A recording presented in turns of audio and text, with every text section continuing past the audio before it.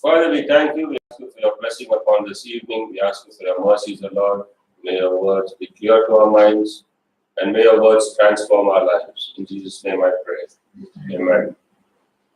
Okay, so we have arrived at chapter 6 in the book of Revelation. And chapter 6 starts off with what happens when the scroll is opened, the 7-sealed scroll. And can anybody remind me who's opening the scroll? Who is opening the scroll? What's his name? Jesus. The Lord Jesus is opening the scroll. So you got to imagine that this scroll has got 7 seals. It's like a scroll that has got 7 seals. It's not just you open it and the whole thing open up. You open one seal, one part opens. You open the next seal, the next part opens. It's that kind of a scroll. You know, it unfolds in seven parts. And it's got 7 purposes or 7 information, separate informations. So there are 7 time frames, or it's not to be mixed up all together. And so he begins to open the scroll because now the time has come to open the scroll. This time is come to open the scroll. What's the time? How is the time decided? The time is decided as a clue over here. Chapter 6, verse 1. I watched as the Lamb opened the first of the 7 seals. Then I heard one of the 4 living creatures say in a voice like thunder. Remember the 4 living creatures? One of them say in a voice like thunder, "Come." I looked, and there before me was a white horse. Its rider held a bow, and he was given a crown, and he rode out as a conqueror bent on conquest. So the first seal introduces somebody rushing into the world. He's on a horse, he's rushing. And he's got a bow in his hand. The bow talks about a covenant. A bow talks about covenant, especially because he doesn't have a cure of arrows. He does not talk about him carrying arrows, but he has a bow in his hand. When God made the covenant with Noah, he said, "The rainbow I will put in the sky. And whenever I look at it, I will be reminded about the covenant." So the bow talks about a covenant. And this man is coming on a white horse, and the picture tells us that he is coming with a covenant. And he is given a crown. That means he is going to come as a king. Some authoritative figure. He has been given a crown. Heaven gives him that crown. You be in authority for now. Only then they are going to listen to you. Heaven gives him a crown, and he's coming for what?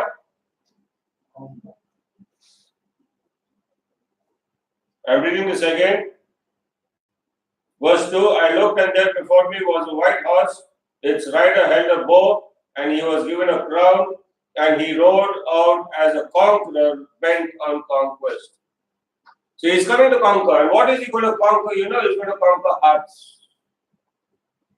He's going to be a man who will convince people to trust him.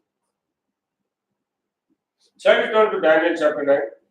I'll just show you one verse. I just want to connect this and then we'll move on from there.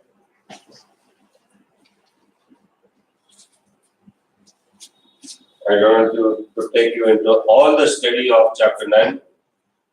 But Daniel chapter 9 is the book that talks about the end times. It's a chapter that talks about the end times, and it's got a lot of information over here. So,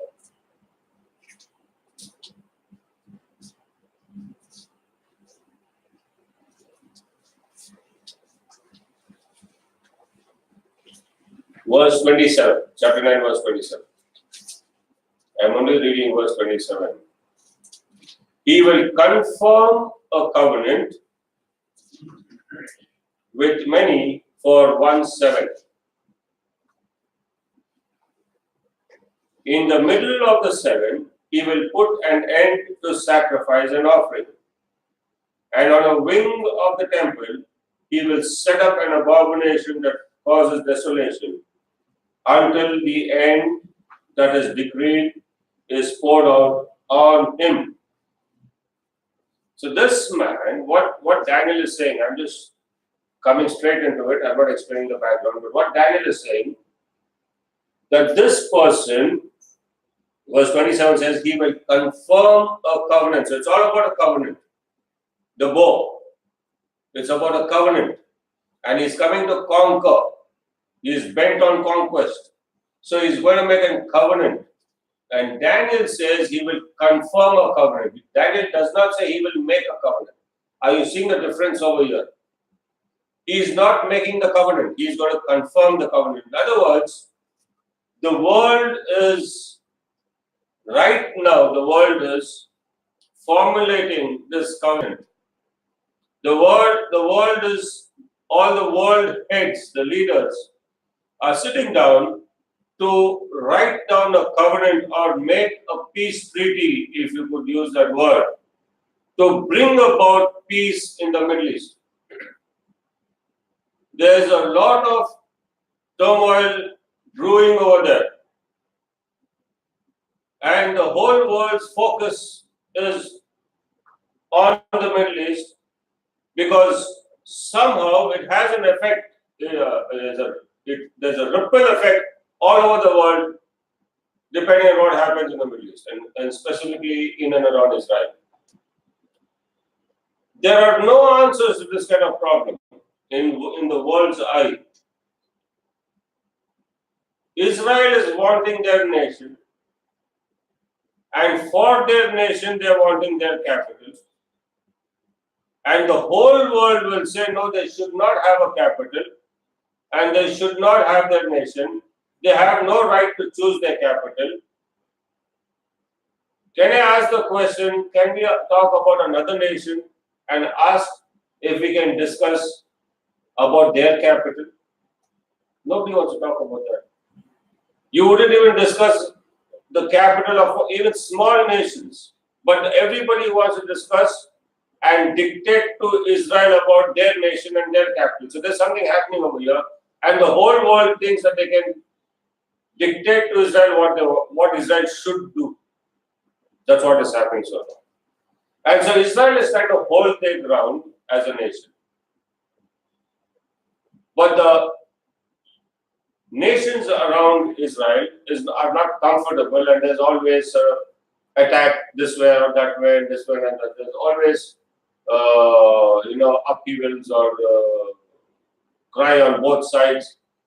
You see the media saying Israel has bombed some schools or hospitals, and then you see that the media does not show that there's a counter attack or there's first been an attack and there's a defense attack or whatever. But this is going on consistently for many years. And hence the world wants to bring peace in this. And so they draw up an agreement saying that you give this much land or you give away this much or whatever agreement they want to drop, and they actually want to rob Israel of all their land. And somehow they may make a kind of a written agreement, but nobody will follow it. That's the point. It's not possible to make anybody follow it. Everybody dishonors that agreement. That's the scene background.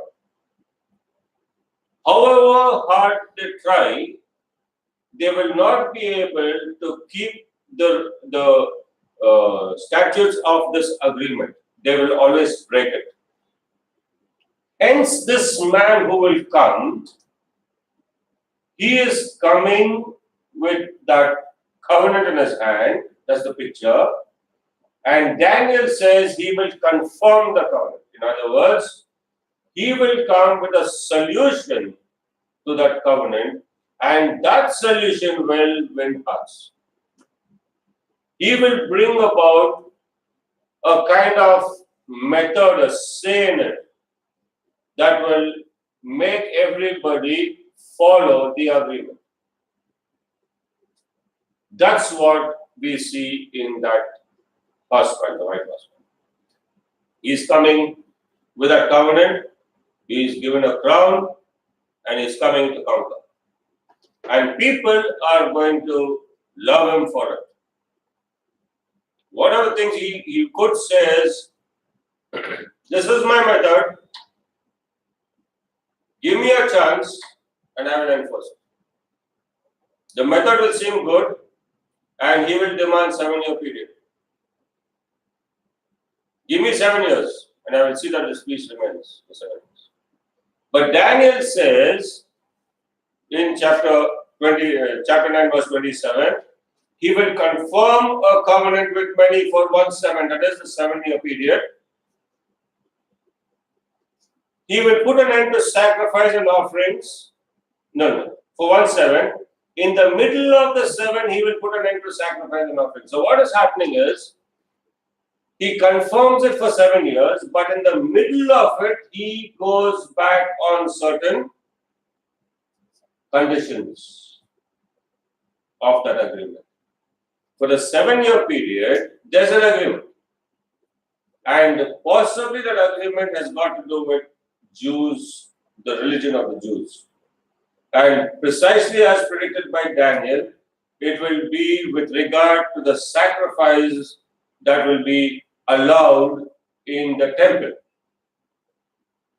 Are you with me so far? It will be with regard to sacrifices, because it talks about sacrifice.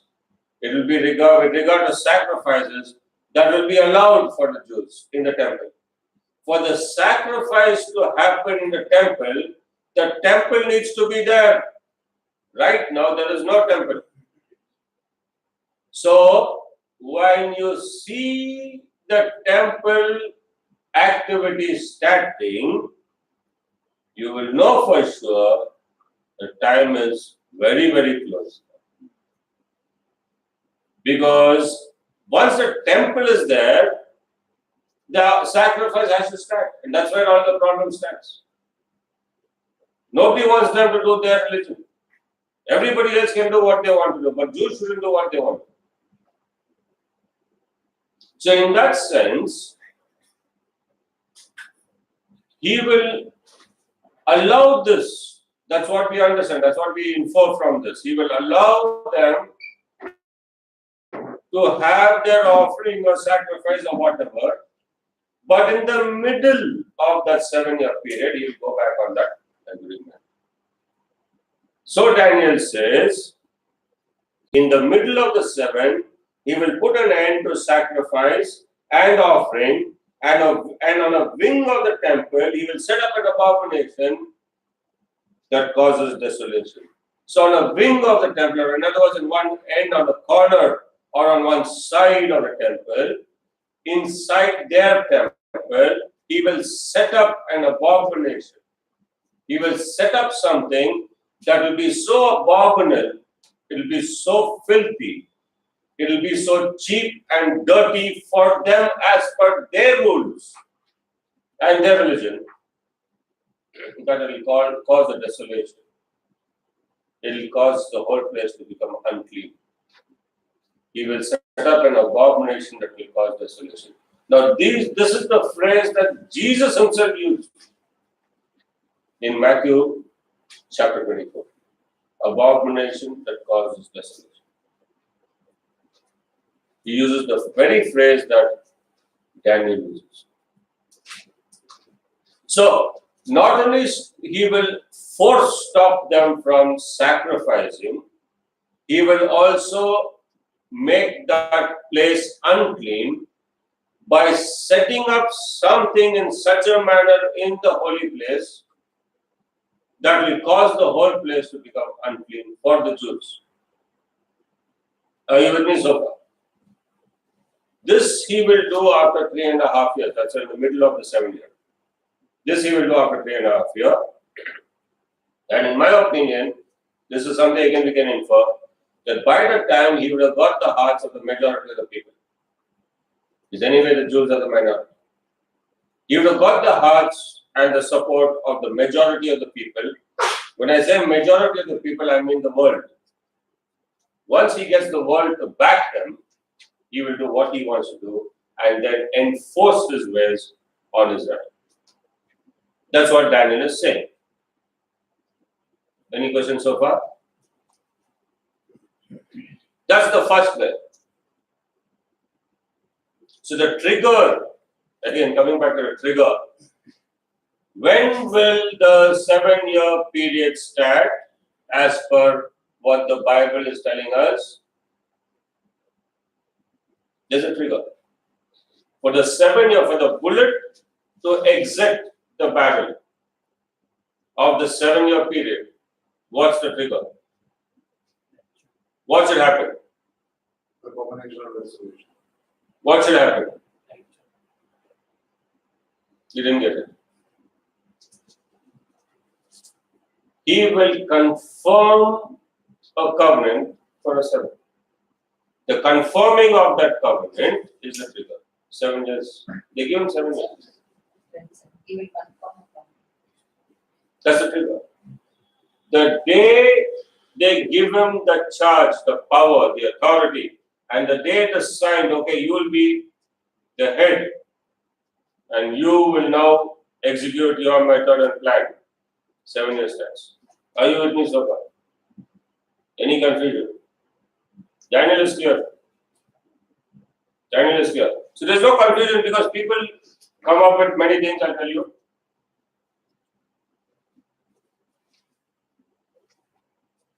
I have heard many interpretations saying we are in the 3rd horseman time. We are in the 2nd horseman time. Already the white horse is taken off in the world. All kinds of things. They have forgotten the trigger. The trigger has not happened. Nobody has yet come to claim that they will keep the covenant. The most important covenant. Nobody's yet come. And nobody said I will do it for 7 years. So the trigger has not happened. Any questions so far? Pardon? Talk loudly. Let them hear the question. Why 7? Because Daniel said so, 7. Daniel says 7. Why he said 7? That we will come to. But if I ask you why 5? Why do you have a 5-year period for a government in India? What's the answer? Somebody said it. Why do you have a 4-year presidency for America? Somebody did it that way. So now they changed it to 7 years for the world. But 7 tells you that God is in charge. God is doing it. Whenever you see the number 7, I look at the number 7 as God's signature. That is God saying, my fingerprint is there, watch it. I am here overseeing the matter. That's why it's in the Bible. The 7-year period. You get it? So, wherever you see 7, remember to see God's fingerprint. He is in charge. He has given all specifications that he sends up 7. So, he is now giving us time and precisely telling us this is your trigger. So don't be confused of when this is going to start, how it will start, and all these things. Now, I will tell you another thing. These are all clarification points that's in my mind that has given me peace with regard to the very matter of rapture. Jesus said, nobody will know the time or the hour, correct? Except my Father in heaven, correct? He did not give the time or the hour, and he said nobody will know this. If you draw your conclusion from whatever reason that the rapture will happen in the middle of the 7-year period, you with me so far with what I'm saying? Because many hold the view of the mid-trib in between the 7-year period, the 7-year tribulation, the 3.5 years, then the rapture will happen. Many hold that view. In that case, the moment you get the trigger, you know when rapture is going to happen. There's a count. Is that clear? Jesus said you'll never get a count. So that theory falls on its face. Am I right? A simple logic. Jesus put the rule for the theory that you will not know the date, not the time, not the hour. Here you have a trigger. If you have a trigger, you know the date, plus or minus few days. Am I clear? Have I made sense? No? Yes? No? Yes. Why is it silent? It's like nobody's around here. If you tell me that rapture will happen mid-trib, then somehow for me, you are trying to say that Jesus did not say it correctly. That you will not know the time nor the hour. Okay? So since, if I go by this method of cross-checking, then rapture will happen at a time when nobody will know. Because if you say mid-trib, you know exactly when it's going to happen. If you say post-trib, that is after the 7-year period, you still can count it because the triggers happened. So these two theories somehow don't work for me because of that one thing that Jesus said, and he made it very clear you will never know this. That's why I hold or lean to the view that it's going to be a pre-trib before the tribulation. That's one of the other reasons I've given you today, other than the other reasons I gave you in the past, based on chapter 4. Remember we discussed this? Many other points. So now we are in chapter 6 and I gave you some more reasons of why it cannot be a mid-trib or a post-trib. Many very learned and intelligent and famous and popular Bible scholars, teachers, pastors, preachers have their own views and they teach their own reasonings behind it. I respect every one of them and every reason they may have, but this is how I look at it and this is how I present it. And I've never seen anybody answer these questions so far. I've never seen anybody ask this question or answer this question.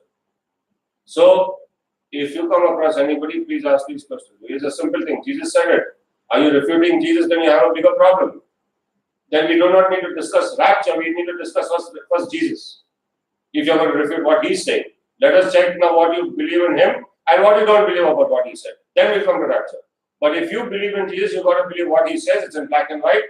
Then from that basis, we will come to the consensus. That's how I look at it. And so I go with this, and that's one of the points, but there are so many other I gave you from chapter 4 and the other discussions we had over the 7 letters. We saw the other points also over there. I'm not getting back to all that. Okay? So this is, yes. So what you're saying is that, Derek, that the rapture will occur when it has to by the Father's ordination. And then we will be in the church, the overcomers, will be viewing the tribulation and the trigger. Yes, exactly. Because he tells John in chapter 4, come and see what has to happen. The John there as a representative and telling us he's up there and he's seeing the preview of the whole thing. The door opens, there's a shout, there's a trumpet blast, all that is in chapter 4. That's also in Thessalonians. It's all matching. Yeah? Before the first seal is opened, we won't be here. No. Tell me why you asked the question. I mean, what's the confusion in your mind?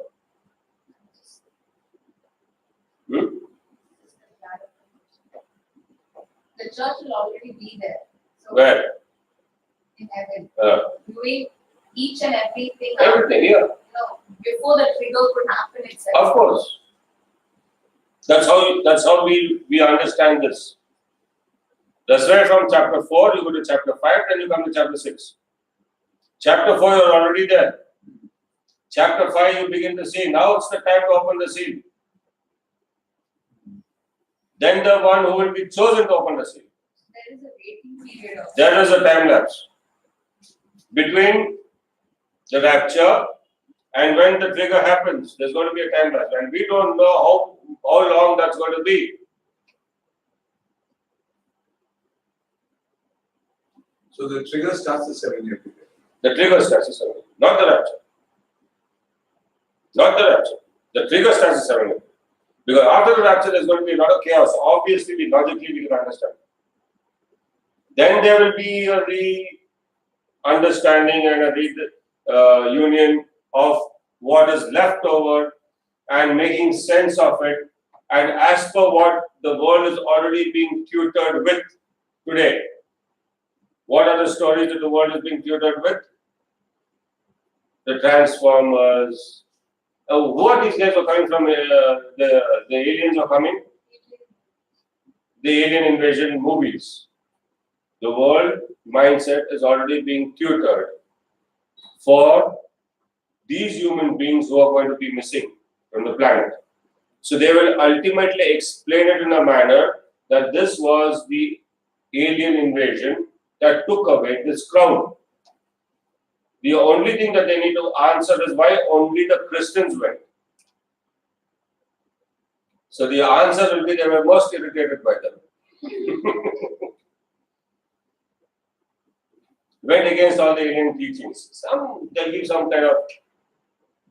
So that chaos is going to be till it all settles down to this fellow.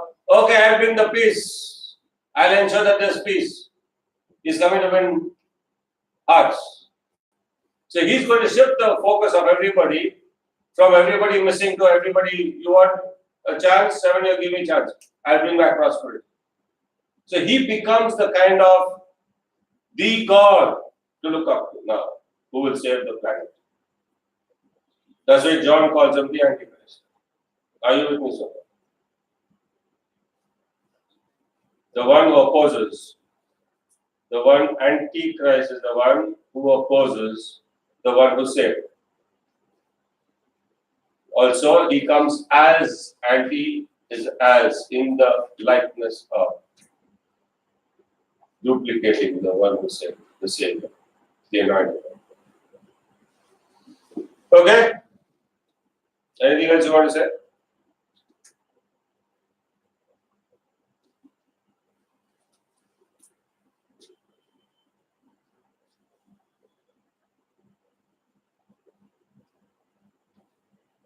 Shall I go on? When the Lamb opened the second seal, I heard the second living creature say, "Come." So now the second living creature saying, "Come." Then another horse came out, a fiery red one. Its rider was given power to take peace from the earth and to make men slay each other. To him was given a large sword. So this covenant that brought in some kind of a peace situation was short-lived. And then the next force that is released is a fiery red horse. In other words, a lot of blood, danger, red, lot of death is going to happen. And it says, cause men to slay one another. Now I want to take your minds to a time like that where a significant number of people are missing from the planet. And in a situation like that, where there is far lesser population, lots of plunder, why would men want to slay one another? Especially when the covenant is being confirmed and somebody is enforcing it. Men are slaying one another. But whatever could be the reason, this is what is going to happen. Chaos and commotion is going to happen. That's going to follow what the covenant claims. That's going to follow. A lot of chaos at covenant. There's going to be a lot of bloodshed.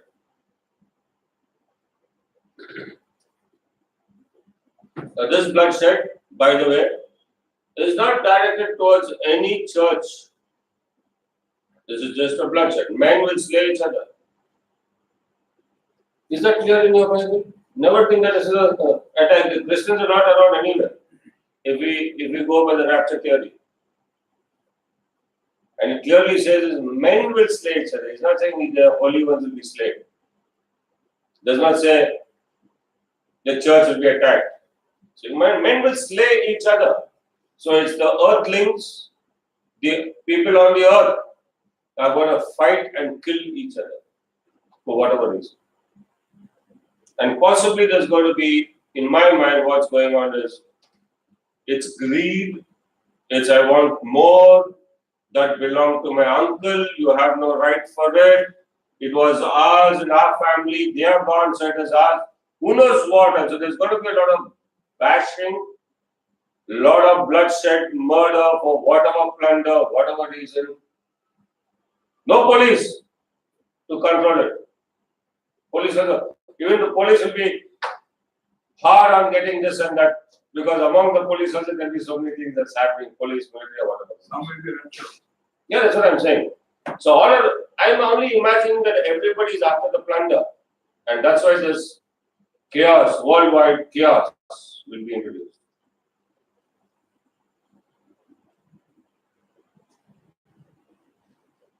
Verse 5. When the Lamb opened the third seal, I heard the third living creature say, "Come." I looked, and there before me was a black horse. Its rider was holding a pair of scales in his hand. Now, at least in the Indian courts I have seen that depicted is a pair of scales. And who's holding it? Blindfolded lady. One blindfolded lady. Blindfolded. She's trying to give judgment but blindfolded. That itself tells you there's no judgment. That's why we struggle with the law in this country. Somehow we got to bring in a lot of cleansing or some kind of changes in this.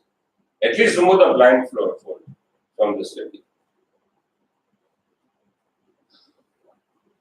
But here, this rider on the black horse is holding a pair of scales, and this is not for judgment. Because it clarifies over here, verse 6, then I heard what sounded like a voice among the four living creatures saying, a quart of wheat for a day's wages. That is, quarter wheat, quarter of whatever measure, for 1 day's wages, and 3 quarts of barley for a day's wages. And do not damage the oil and the wine. The creatures in this, among the creatures. So, food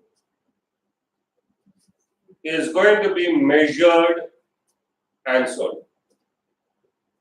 That's where the scale is. Secondly, food is going to be very expensive. There's going to be an economic collapse. By the way, today I am told that the laborer's wages has reached 900 rupees. That makes it close to about 20 grand a month. Correct?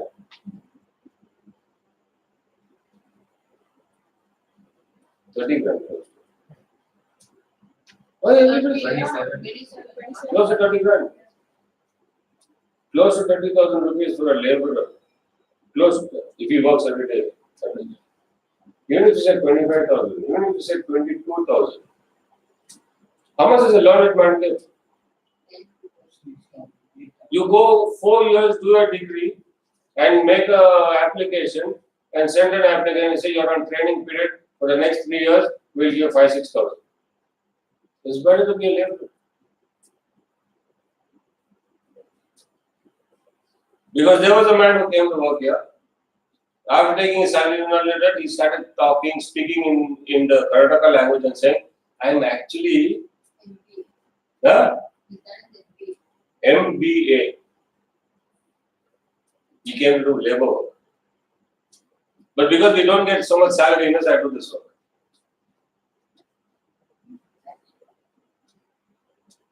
So education, I don't know how it favors good boys. Anyway, but yes. For marriage. For marriage. What's for marriage? Education. It's for marriage. Oh, you said it, sir. Because without education, you don't get the other respect, any respect in marriage. That's it. Yeah. Blindfoldedness is not only in the no, you said all the No, you see, but all this also. educated people roaming the street and not getting. Yeah, so what it's telling you is in today's day, value is for the product. If you can produce it, there's value. Don't talk about it. Can you produce it? Then we will pay you. Don't try to sit in the office and say this and that is not interesting. So get your hands to the job is the secret for today.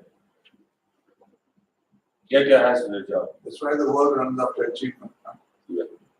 They only seek accolades of man.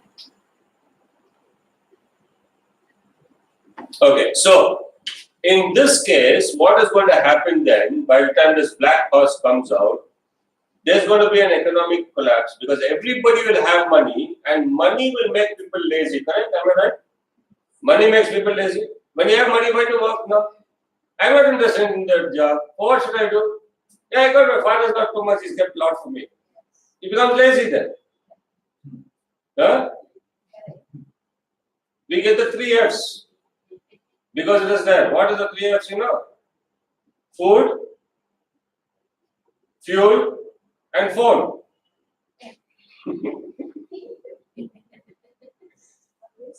Once you get the food, fuel, and phone, and it's paid for, then nobody thinks of work. That's where this world is going to. Everybody's got money now. Outside feeding. Huh? Outside feeding. And I always have some of any. You can afford it. So nobody's interested. When money comes, laziness comes. When laziness comes, where's the food? I got the money, I'll buy it. Hello, where's the food? Nobody's worked. So a day's wages for quart of wheat. Or eat the barley, no, you're getting more barley, eat the barley. You tried it? You want to stay back, practice it. Okay. You know, there's an incident recorded in the Bible. Go to 2 Kings, somebody, 2 Kings chapter 6.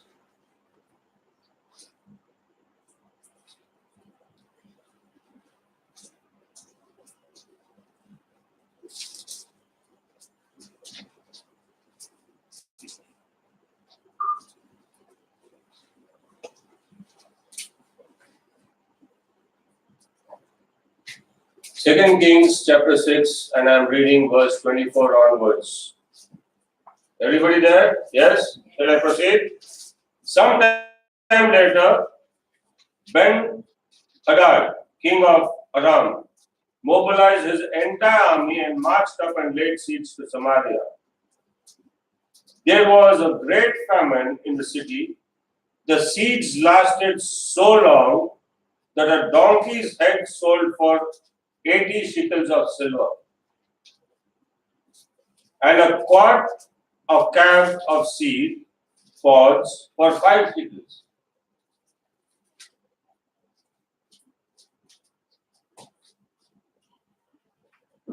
And over there, as the king of Israel was passing by on the wall, a woman cried to him, "Help me, my lord, the king." The king replied, if the Lord does not help you, where can I get help for you? Imagine those days. From the threshing floor, from the wine press. Then he asked her, what's the matter? She answered, this woman said, give up your son, so we may eat him today, and tomorrow we'll eat my son. So what they're eating, not with donkeys' heads, they're eating of their own children. And the complaint has come to the king. She said, today we'll eat my son, tomorrow we'll eat her son. And my son is finished. She's not giving her son now.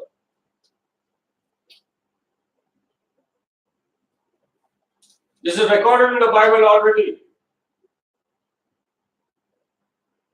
Imagine the days that we come. The days of famine. I want to give you another verse. Go to the book of Amos.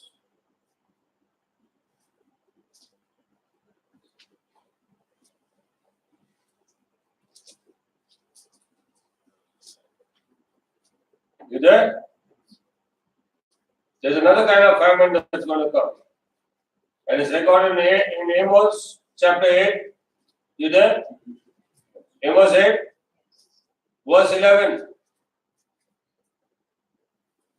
The days are coming, declares the sovereign Lord, when I will send a famine throughout the land. Not a famine of food. Men will stagger from sea to sea and wander from north to east, searching for the word of the Lord, but they will not find it. The time is going to come. The time is going to come when it has already started. For a lot of us, we are familiar with this, that churches nowadays, in churches nowadays, you have fewer and fewer people walking in with Bibles because it is on their phones and tablets. iPhones, but they don't open their eyes. It's on their tablets. You forget that God made the first tablet. The 10 Commandments was written on tablets of stone so that it cannot be deleted. Now you have tablets. And so all print media is slowly and steadily getting obsolete. It's getting into digital media, slowly and steadily. And even this generation is getting more well versed with going to the phone because search is very quick, you know. You just have to put in the few words, and tuck, everything comes out, oh, so good. He's a very smart Christian, everybody thinks. And all the verses. And because no print media and lack of memory, today's world, everybody is losing memory. Because the phone has got all the memory. No. So what to remember? There was a time everybody remembered everybody's phone numbers. No?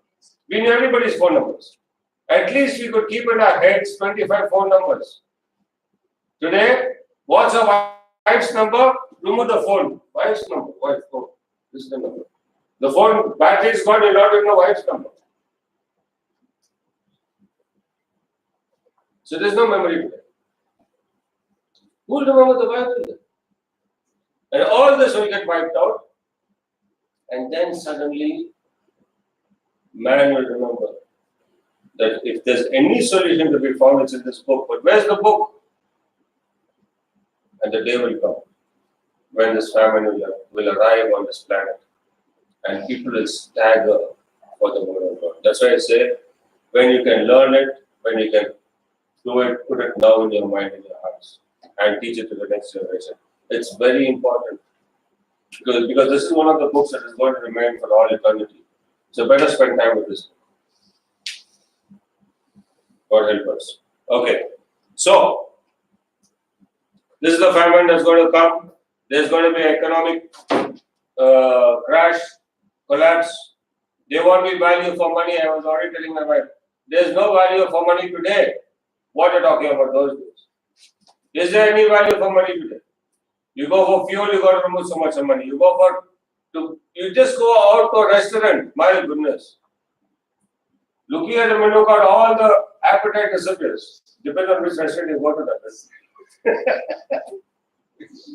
I'm just being very frank. There's no value for anything.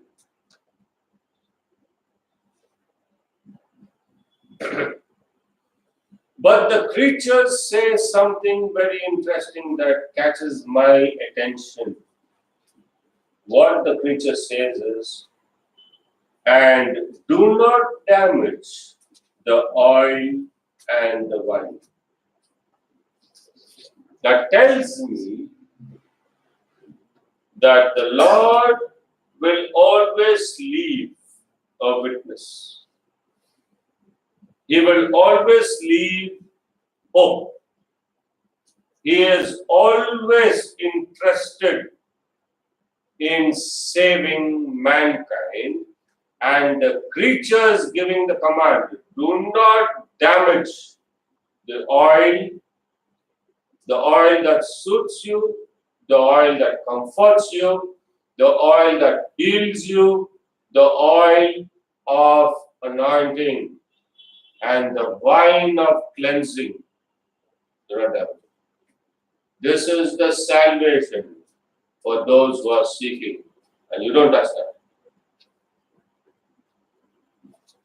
You do whatever you want to do with your economy, but don't touch the hope of mankind. Hope for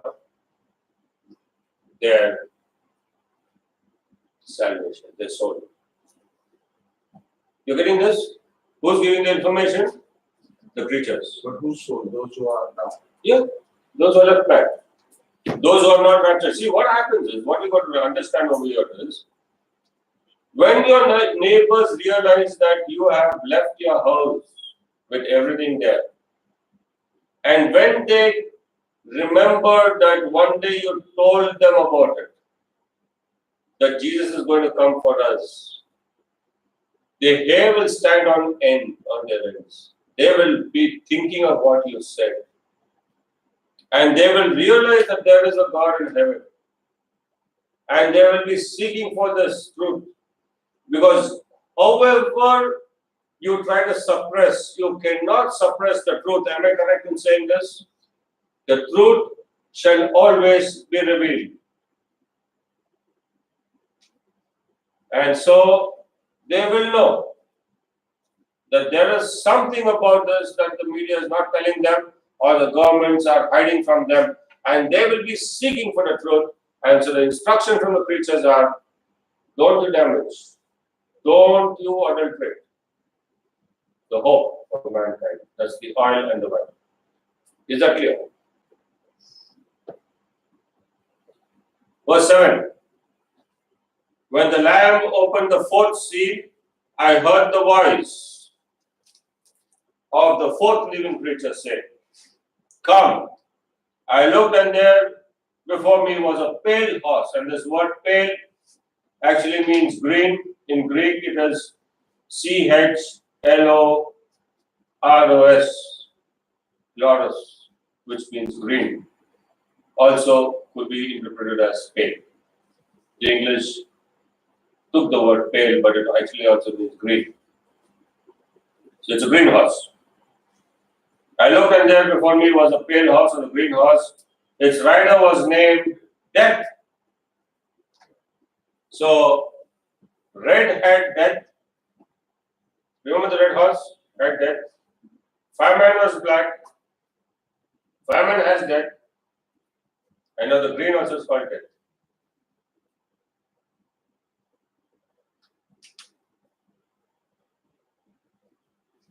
This horse, the green horse, is specifically called death. I wanted to sink in. The world is going green today. Now, I'm not talking about the trees. Yes, we need to plant trees. Yes, we need vegetation. And we need to eat the vegetables. Yes. But look at the signs There's so many advertisements. Green planet, going green, the world should be green. There's going to be a green horse coming soon. The mind is getting prepared for all this.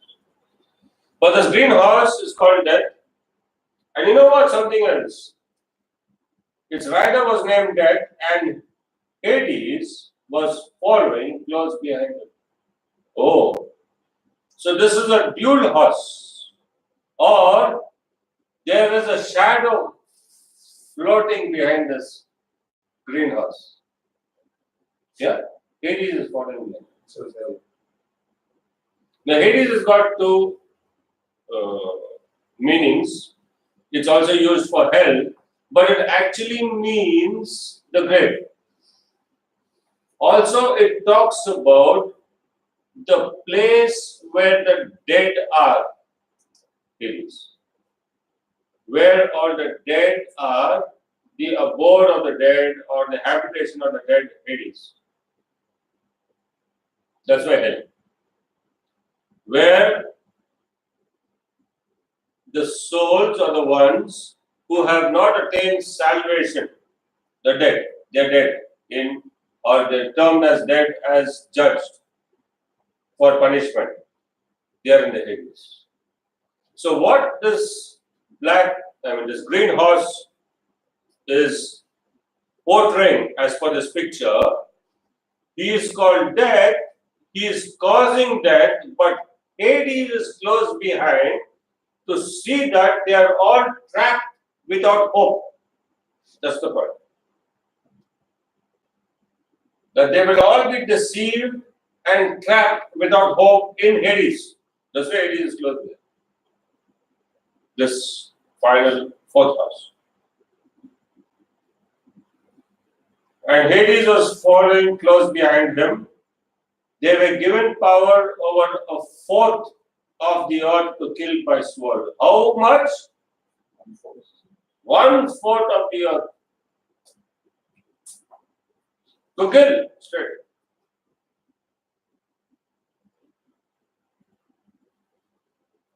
They were given power over a fourth of the earth to kill by sword, famine, and plague, and by the wild beasts of the earth. So what's going to happen suddenly? People are going to fall left, right, and center. By sword. There could be some kind of persecution or something that's happening. No food. The children will die. The old will die. Lack of food. Famine. Plagues. Morning you get up, it's a great day. Afternoon you become pale and you die. Some plague has hit you. Invisible virus. Remember there was a scare once? People did not get frightened of the man who was carrying the gun, but they got frightened of the one who sneezed. You remember those days? Because if you sneeze, what it was called? Yeah, he was called a swine. Swine flu. Flu. The swine flu. So, if you sneeze, everybody run away. It's like you took a machine gun and shot them. I don't want to die. And plague comes that way suddenly. So, sword, famine, plague, and by the wild beasts of the earth. So, what wild beasts? There's going to be wild beast attacks. But what are the wild beasts that you don't realize are the viruses which are lurking in the darkness of our kitchens and toilets? The viruses. They are not given permission so far to attack. But they are also a kind of a beast that the word of God talks about that will attack in the dark. I'm just saying that the wild beast is so close by. That's all I'm trying to say. It's so close by in the vision, but don't be petrified by this now. That the wild beast is, because you can't see these guys. Be happy that the command is not yet given to them, that they will shut up and stay there only till the command is given to them, and you are the ruler by the way, now you are the ruler, and say amen and get peace. But I'm telling you what the Bible is saying. The wild beasts will be let loose. Because you'll think, oh, I'm living in the middle of the city. Which slide will come and what you're talking? You come from there only suddenly. The wild beast. Okay? Hope you get it. So that's the 4 horsemen so far. And I will stop with the 4 horsemen with just to add a few things now to the 4 horsemen, because the 5th seal has got nothing to do with horsemen. And we'll do that next Friday. There are 7 seals in this. We did 4 seals so far. Now the 4 horsemen that were let loose at the command of each creature. You with me so far? The creatures are in command of this time that starts with the trigger and is monitoring all that will happen on the earth in the very first phase of the 7-year period. Are you looking at this way? Now, why I want to point this out to you is because the 4 creatures are the most intelligent beings of all creation other than the Lord. The 4 creatures. Because they have all the information in them, they are a library by themselves. Knowing everything, understanding everything, they release one horse after the other horse after the other. Understanding everything, because they know all, they have eyes all over, they're completely informed, and they're giving the command. So the very first phase of what is happening in full control of heaven. Heaven knows what's happening. Completely nothing has happened. Heaven has got everything in control. And they give the call. They call the shots. And with their information and with all their understanding, everything's. You get it?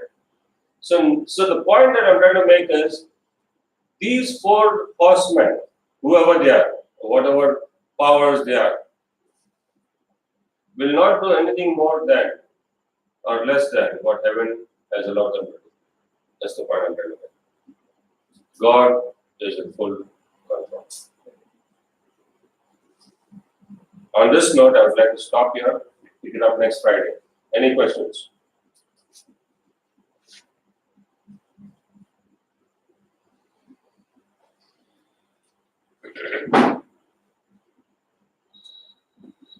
So the trigger actually starts when the first seal is broken.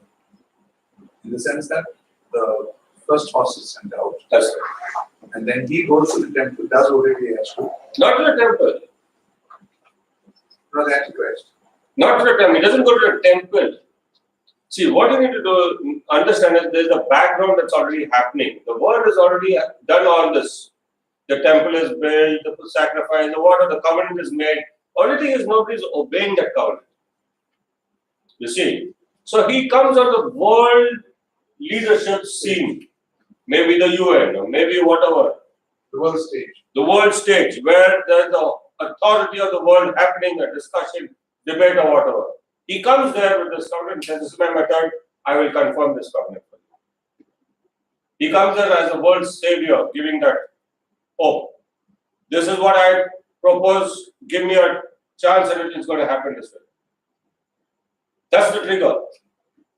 And in that he says, let them do their sacrifice, and I will see that they can do it at peace, as long as they, whatever the treaty says, as long as they do this, we will do this.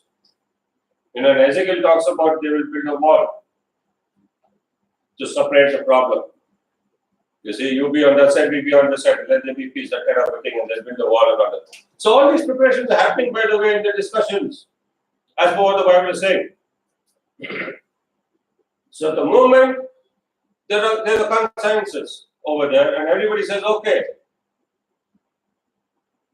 They ratified and they say, okay, you be the leader or whatever. I'm just imagining this. And so, okay, we take a vote and okay, he's, voted to be the world leader. The figure. The 7-year period that he asks for is granted. That's the 7 years. That's the trigger. Is that clear? The 3.5 years, the covenant will be kept. Yeah. The And same covenant that he's talking about, he will go back on his words after 3.5. after so the next 3.5 years will be the first seal's rampage. Is there a time frame for all the 4 seals? Good question. But you got to imagine that soon after the trigger, everything starts. Everything starts. Everything is going to follow 1 hour. Nobody's going to wait for 3.5 years. Because it's going to get worse. This is just the beginning that you're seeing. It's just the beginning. So it's going to happen in all that period. Yet he will say, hang in there, I will hold it together while all this is happening. Because later the 7th seal, the actual division of the 3.5 years occurs. Yeah, we'll come to that when the 3.5 years is going to happen. But this is already started. The ball is rolling now.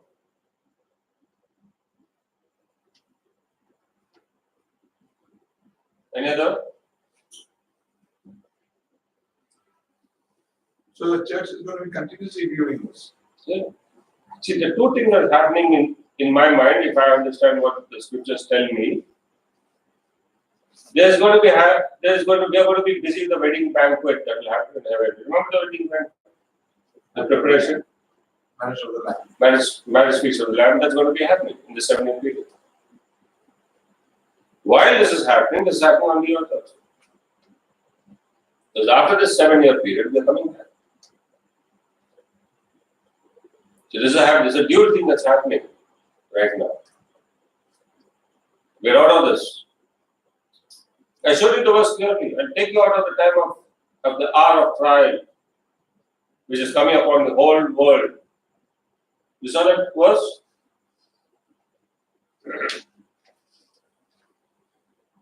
Chapter 3 to the church of Philadelphia. Chapter 3, verse 10.